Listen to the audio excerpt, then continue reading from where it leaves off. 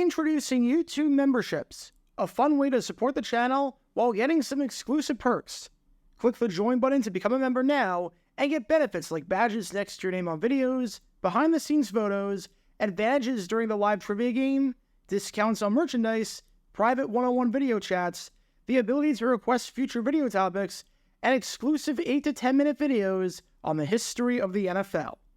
And now, on with our feature presentation. December 23rd, 2023. It's week 16 of the NFL season, and we find ourselves up north in Pittsburgh for this AFC North battle between the Cincinnati Bengals and the Pittsburgh Steelers. For the main team in our story, the Bengals, this is an absolutely massive game, as they find themselves right in the thick of things in the AFC playoff picture. Against all odds, with a backup quarterback under center in Jake Browning, they have rattled off 3 straight wins, and have gone from 5-6 and seemingly dead in the water to 8-6, and having a great shot to make the playoffs. They have to win this game, or else with a tough final 2-game stretch, their season might be done and dusted. But that shouldn't be a problem, right? I mean, this is a Pittsburgh team that has lost 3 straight games, with 2 of those games coming against teams with 2 wins.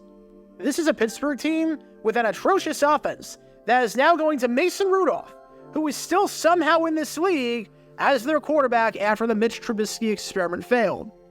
Surely the Bengals can't lose this game, right? Well, not quite.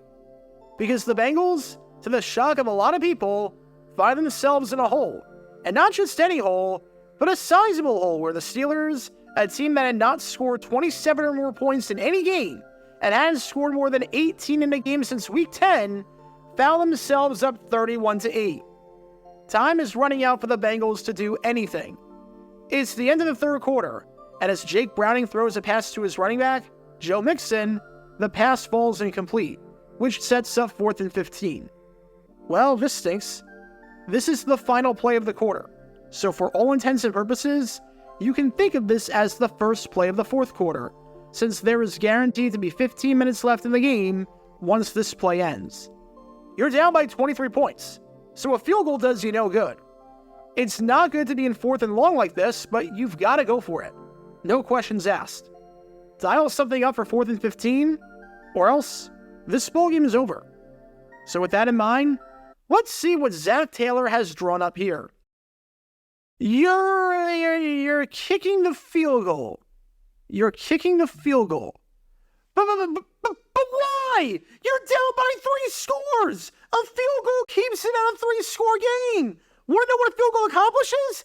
Nothing! Nothing! Freaking nothing! Zac Taylor, why are you kicking the field goal? In the name of all that is good and holy with the Festivus, Paul, why are you kicking the field goal? And McPherson drills it. Welcome to Dumb Decisions. Before I break down what happened here, this whole series is about taking an in-depth look at decisions made during games that were clearly awful from the start. This isn't something to look bad in hindsight. Rather, this is something to look awful almost immediately. These are moves where your gut instinct tells you right away that there is no way this can possibly work. And sure enough, your gut instinct was smarter than that of an NFL head coach. And for this one, we're taking a look at the mind of Cincinnati Bengals head coach Zac Taylor. This is not the first time I've done a video on Taylor, although I've had plenty of chances in the past to do one. Most recently, I talked about his bizarre logic during the 2022 season opener, also against the Pittsburgh Steelers, which you can learn more about by clicking the card in the upper right corner. But this field goal? Turning a 3-score game into a 3-score game and getting yourself no closer, and if anything, even further away from your objective of winning this game? I'm baffled. Look, Zac Taylor coached a horrible game on Saturday. There was the decision on 4th and inches to not run the ball or try a quarterback sneak, probably because he was scared off by watching Nick Mullins on the other side last week. And instead, try a pass to the end zone. You need an inch. There was the bizarre decision with plenty of time left in the fourth quarter, down by 3 scores, to wave the white flag, show no urgency, call running plays, and bleed as much clock as possible, to the point where you would have thought if this was a game in the 1980s with no scoreboard on the screen, that the Bengals were the team out in front.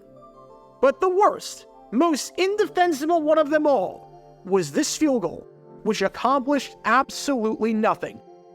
So with that being said, let's take a look at why calling a field goal down by 23 points in what is essentially the fourth quarter of the ball game is a really bad idea.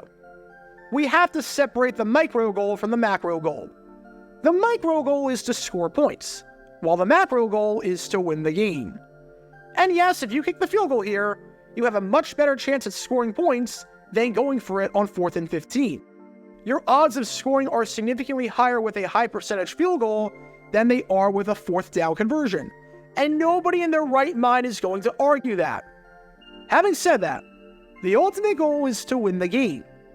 The ultimate goal here is to win the ball game and have more points than your opponent, knowing that if you know how to do simple math, the most amount of points you can score on a single drive is 8. And if this was in the first half, or heck, early in the third quarter, it's completely different than the fourth quarter. Even though this play happened in the third quarter, it happened with no time left. So the ensuing kickoff would be in the fourth. So for all intents and purposes, I'm counting it as the fourth, seeing as there's 15 minutes left when this play concludes. But that's beside the point. The context and the timing of the situation matters a ton. There are plenty of times we're going for it here and not kicking the field goal, as in doing the exact opposite of what Zac Taylor did, would be absolutely moronic and crazy. This was not one of those times, however.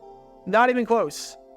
With the ultimate goal, as time is running out, being to cut the deficit in terms of the number of possessions, seeing as you only have 15 minutes left and have time for maybe 3 possessions if you're absolutely lucky, let's look at the pros and cons of kicking the field goal versus going for it. The pro if you kick the field goal and make it is that you score 3 points. Now you're down by 20. Congratulations. Now, instead of only needing 3 touchdowns to tie the game or be out in front, you need, hang on, let me check my notes. Oh yeah, 3 touchdowns to tie the game or be out in front. The con if you miss the field goal is that the Steelers get the ball at the spot of the miss. So they're getting it at the 25-yard line. It's still a 3-score game. Now, looking at going for it, the pro if you get it is that if you get the first down, you have a shot to make it a 2-score game. The con if you don't get it is that the Steelers take over at the line of scrimmage. So they're getting it at the 17-yard line. So let me get this straight. Not that I think Evan McPherson would miss this kick in the first place, because it is a relative chip shot like an extra point. But guys miss extra points sometimes, so you never know. But the worst case scenario if you kick the field goal is worse than the worst case scenario if you go for it, seeing as the Steelers would have worse field position if you go for it. The best case scenario if you kick the field goal is worse than the best case scenario if you go for it. You have 2 options. Option 1, which was to kick the field goal, gave you a worst case scenario than option 2, which was to go for it. And option 1, which was to kick the field goal, gave you a worse best case scenario than option 2, which was to go for it. Which raises the obvious question, Coach Taylor, why the heck would you go for it? Scoring a field goal doesn't change how many possessions you need to complete the comeback. Either way, the Steelers have 15 minutes left in the ball game, and they're getting the ball. So if you kick the field goal, you are trusting your defense to play perfect football, maybe get 3 quality possessions, and that's a stretch, because you got to drive the length of the field on all of them with a shoddy offensive line and score touchdowns on all of them. If you go for it and you don't get it, you're pretty much in the same boat as you would have been if you kick the field goal, make it or miss it. But if you do get the conversion, now you only need to get 2 more quality possessions. And yet, you chose the option that was worse. You chose the 3-possession option over the 2-possession option. Because you wanted to score more points, I guess? Even if the points didn't matter because they weren't the points you needed? I'm just baffled here. I'm seriously just baffled. And after the game, while he wasn't asked after by any reporters about his decision to kick the field goal in that spot, he didn't have to be asked that question, because he brought it up completely unprompted in the opening to his press conference. As he said, we had to kick a field goal in a situation you like to go for it, but it was just too long to go for it, with where you were on the field. So we kicked a field goal. I'm struggling to follow the logic here. So it was too far to go for it, even though you had to. So you kicked a field goal? How does that make any sense? Don't you get it? You had to go for it there. Screw the distance, you had to go for it. That's like saying you're down by 1 stroke in golf. Your opponent is on the green in 2, and you, on your second shot, decide to lay up instead of going for the green because it's too far to try it, even though you absolutely can do it if you play your cards right. That's like saying you're down by 3 points in basketball with 1 second left, but a 3-pointer is too far, so you decide to draw the play for a layup.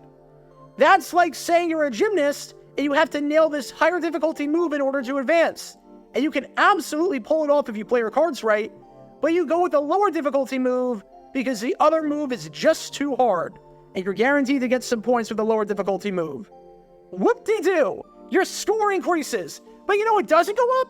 That's right, the most important part of it all, your odds of winning the freaking ball game.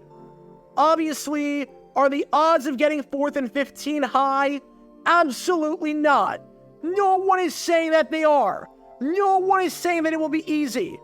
But it is a lot easier to get 15 yards and then a touchdown to make it a 2-score game versus cutting a 3-score game into a 3-score game.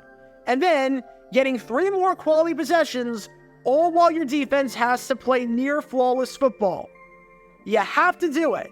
And if you want to achieve certain things in life, there are certain things that you just have to do, even if they're going to be hard. A 15-yard conversion is tough to pull off, although it is absolutely within the realm of possibility. But it is your only chance at winning. Kicking a field goal plays right into Pittsburgh's hands. Kicking a field goal is a gift sent from the heavens if you're the Steelers. Zac Taylor passed up a 4th and 15 because it was too hard, even though that was his only real chance at winning the ball game. I just don't get it. So what do we learn from all of this? If you are in the 4th quarter of a ball game and you're down by 3 scores and you have the option to cut it to a 2-score game, then pick the option that cuts it down to a 2-score game. Points mean nothing if they're not quality points. It's the same reason, down by 2, you don't kick an extra point if it's the 4th quarter.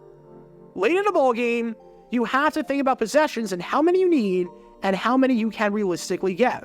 And especially at that juncture in the game, making it a 2-score game instead of a 3-score game makes all the sense in the world, especially since the Pittsburgh score on their next drive makes it a 3-score game anyway and wipes away your hard work that killed a crap ton of time. You need the smaller number in terms of how many possessions you need to come back from. And if you pick the larger number, which last time I checked, 3 was a larger number than 2, then you seriously need to reevaluate things, especially if you're competing for a playoff spot and your entire season is on the line. Because when all of these elements are in play, you can't exactly be surprised when this play backfires. Talk about a dumb decision. Get your official Jaguar Gear 9 merchandise by going to jj9shop.com, and be sure to like and subscribe, as it really helps the channel out a lot. Join me every Wednesday night where we'll play NFL Trivia for cash prizes at 9 p.m. Eastern over on Twitch. To learn more about the history of college football, subscribe to Jaguar Gator 8. To learn more about the history of Major League Baseball, subscribe to Jaguar Gator 7. Also, special thanks to all of our Patreon supporters for helping out the channel. Your support is greatly appreciated. See how you can become a patron and request future video topics in the description below.